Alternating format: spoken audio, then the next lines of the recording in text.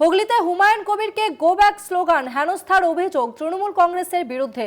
বিক্ষোভের অভিযোগ সম্পূর্ণ মিথ্যে দাবি তৃণমূলের। আরো একবার জানিয়ে রাখবো, হুগলিতে হুমায়ুন কবিরকে গো ব্যাক স্লোগান হেনস্থার অভিযোগ তৃণমূল কংগ্রেসের বিরুদ্ধে। বিক্ষোভের অভিযোগ সম্পূর্ণ মিথ্যে দাবি তৃণমূলের। হুগলিতে হুমায়ুন কবিরকে গো ব্যাক স্লোগান উঠছে তৃণমূল কংগ্রেসের বিরুদ্ধে, যদিও এই সমস্ত অভিযোগ মিথ্যে বলে দাবি তৃণমূল কংগ্রেসের। এটা সম্পূর্ণ আমাদের বিশ্ব ইজতেমা কমিটির লোক পরিচালনা করছে।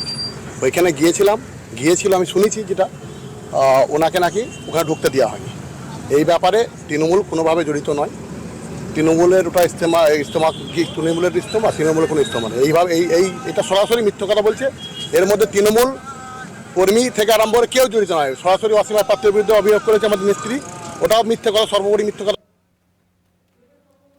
কথা বলবো, আমাদের সঙ্গে ফোন লাইনে রয়েছে প্রতিনিধি দেবেশ চক্রবর্তী। দেবেশ, হুমায়ুন কবির ঠিক কি অভিযোগ করছেন? দেখো, তোমাকে জানাই যে ইজতেমা স্লোগান তুলে হেনস্থা করা হয়েছে, এমন এই অভিযোগ ঘিরে কিন্তু রাজনৈতিক বিতর্ক শুরু হয়েছে।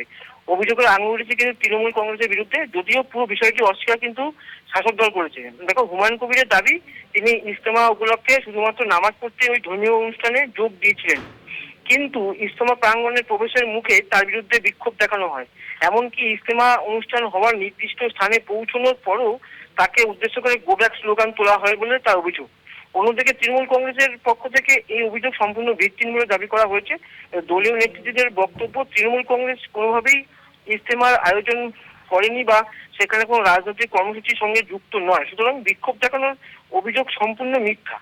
আর তৃণমূলের আরো দাবি যে হুমায়ুন কবির নিজেই ধর্মীয় অনুষ্ঠানের মঞ্চকে ব্যবহার করে রাজনৈতিক বার্তা দেওয়ার চেষ্টা করছে। ধন্যবাদ দেবেশ।